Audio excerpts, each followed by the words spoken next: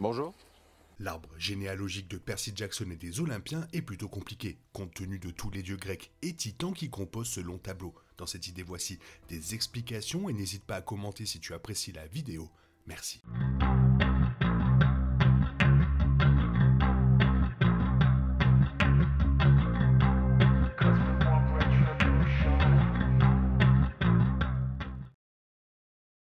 La première saison de la série télévisée mettait en vedette divers dieux grecs que Percy, Annabeth et Grover ont rencontrés pendant et après leur quête. Et ils sont tous liés d'une manière ou d'une autre. Certains sont frères et sœurs, d'autres ont une relation parent-enfant et quelques-uns sont en couple ou ont une relation. Quoi qu'il en soit, les dieux sont compliqués, le raisonnement derrière leur relation malsaine remonte en partie à leur arbre généalogique.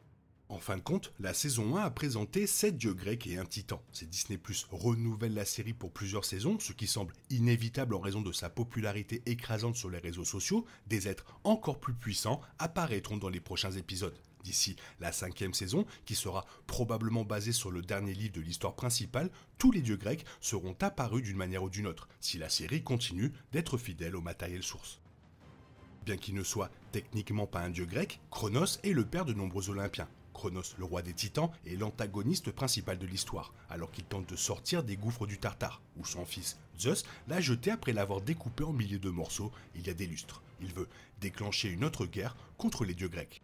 Outre Zeus, Cronos est le père de Poséidon, Hadès, Hestia, Héra et Déméter et le mari de Rhea. Rhea se trouve également être sa sœur, car leurs deux parents sont Ouranos et Gaïa, et c'est pourquoi les êtres puissants de l'univers sont complexes. Il est donc préférable de ne pas trop penser à leur relation.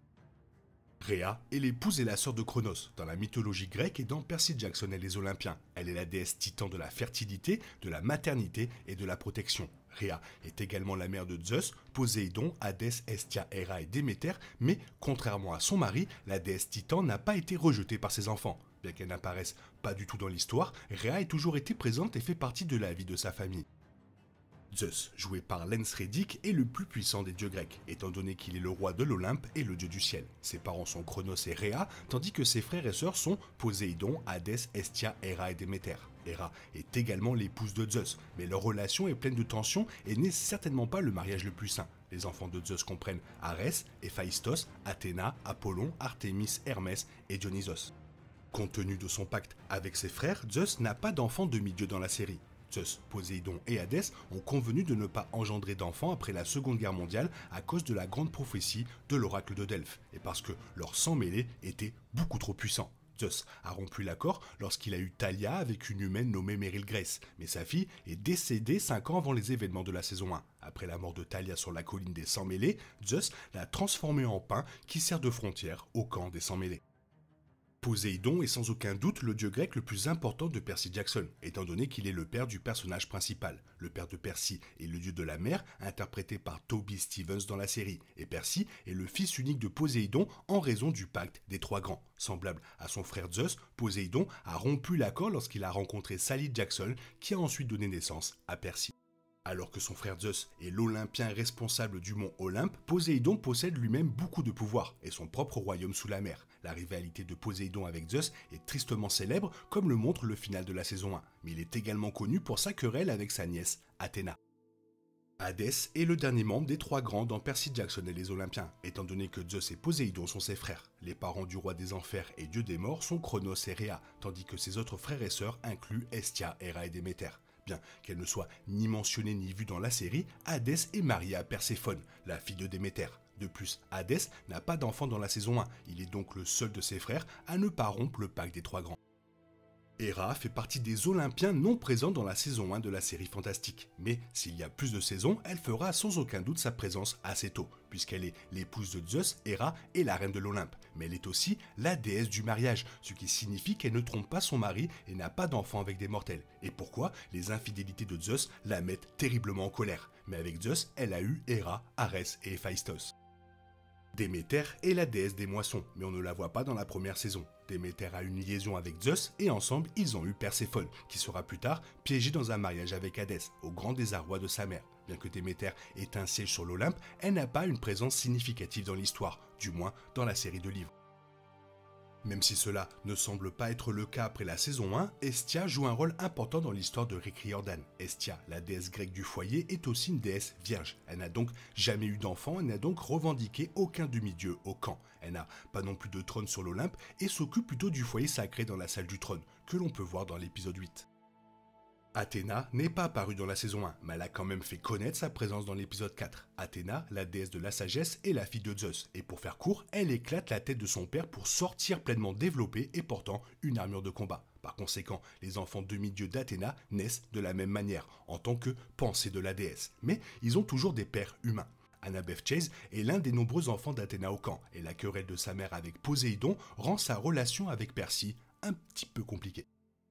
Arès est l'un des dieux grecs les plus importants dans la saison 1. Il est le dieu de la guerre et est manipulé par son grand-père, Cronos, pour l'aider à lancer une guerre entre Zeus et Poséidon. Bien que son frère soit marié avec Aphrodite, Arès entretient une liaison avec elle depuis des années. Arès a de nombreux enfants au camp, mais Clarisse la Rue est la plus importante de toutes, compte tenu de sa querelle avec Persie.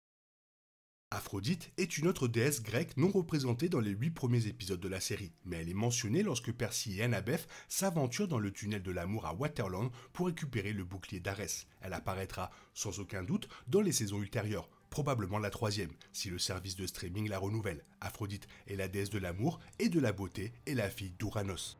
Elle est la plus âgée des Olympiens, puisqu'elle est née lorsque Cronos a démembré son père, Ouranos, et l'a jeté à la mer. Certaines parties de son corps ont créé de la mousse, ce qui a entraîné la naissance d'Aphrodite. Elle est mariée à Héphaïstos, même si elle ne veut pas du tout l'être. Aphrodite a également de nombreux enfants demi-dieux au camp, dont Silena Beauregard.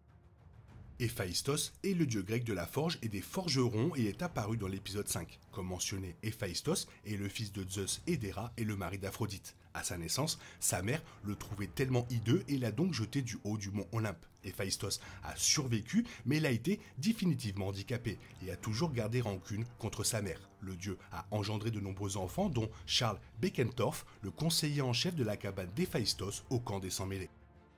Artémis n'a pas figuré dans la saison 1, mais elle est la fille de Zeus et Leto et la sœur jumelle d'Apollon. Elle est la déesse de la chasse et de la lune et par conséquent conduit le char de la lune dans le ciel la nuit. Artémis est une déesse célibataire, elle n'a donc pas d'enfants. Cependant, elle a les chasseurs d'Artémis, des jeunes filles qui acquièrent une jeunesse éternelle lorsqu'elles jurent leur loyauté envers la déesse et promettent de rejeter l'amour tout en rejoignant Artémis dans ses aventures. Avec sa sœur jumelle Artémis, Apollon n'est pas apparu dans la série. Apollon est le fils de Zeus et de Leto et le dieu du soleil, du tir à l'arc, de la musique et de la prophétie. À l'opposé de sa sœur Apollon, conduit le char du soleil à travers le ciel le matin. Il n'est pas non plus célibataire comme Artémis, donc la cabane Apollon du camp est pleine et prospère. Aucun de ses enfants demi-dieux n'est important dans l'histoire de la saison 1, mais une poignée de fils d'Apollon, Lee Fletcher, Michael Yee et Will Solas, apparaissent dans les livres ultérieurs. Dionysos, alias Mr. D, est sans aucun doute le plus présent des dieux grecs dans la série de livres, compte tenu de son statut de directeur du camp des Sans-Mêlés. Dionysos est le fils de Zeus et d'une humaine nommée Sémélé. C'est le dieu grec du vin de la folie. En guise de punition pour avoir poursuivi une dryade interdite, ou nymphe des bois, Zeus oblige son fils à travailler comme directeur du camp des demi-dieux pendant 100 ans et lui interdit de boire du vin pendant cette période. Dionysos n'a que 2 fils au camp, Castor et Pollux, qui sont des jumeaux. Il est apparemment très dévoué à son épouse, Ariane, fille du roi Minos et de Pasiphae. Le dieu n'a donc pas beaucoup de relations avec les mortels. Cependant, Dionysos est connu pour son attitude aigre envers Percy Jackson et les Olympiens, et se trompe à plusieurs reprises sur le nom de Percy. Hermès est un autre dieu grec important dans l'histoire. Hermès, le messager des dieux, dans la série télévisée, et il apparaît à la fin de l'épisode 3 et dans l'épisode 6 lorsque Percy, Annabeth et Grover visitent le Lotus Casino. Hermès est le fils de Zeus et Maia et est notamment le père de Luc Castellan. Étant donné qu'il est le dieu des voyageurs, la plupart des demi-dieux sont les enfants d'Hermès. Lorsqu'un enfant non réclamé arrive au camp des Sans-Mêlés, ils le mettent dans la cabane d'Hermès en attendant que leurs parents se fassent connaître. C'est ce qui est arrivé à Percy avant que Poséidon ne le réclame dans l'épisode 2. Outre Luc, qui joue un rôle important dans la série, les enfants demi-dieux d'Hermès incluent Chris Rodriguez, Connor Stoll et Travis Stoll. Dans l'ensemble, cependant, la relation d'Hermès, ou son absence avec Luc, est l'une des forces motrices de Percy Jackson et des Olympiens sur Disney+, faisant du dieu une partie intégrante de l'histoire. Voilà, je trouvais normal de revenir sur les dieux de la série Percy Jackson pour plus de compréhension. Toi, qu'est-ce que tu en penses? Fais-moi part de ton avis dans la zone commentaire. Sinon, il est temps pour toi de reprendre le cours normal de ta vie. On se retrouve bientôt pour une nouvelle vidéo. Bisous, bisous. Bye bye.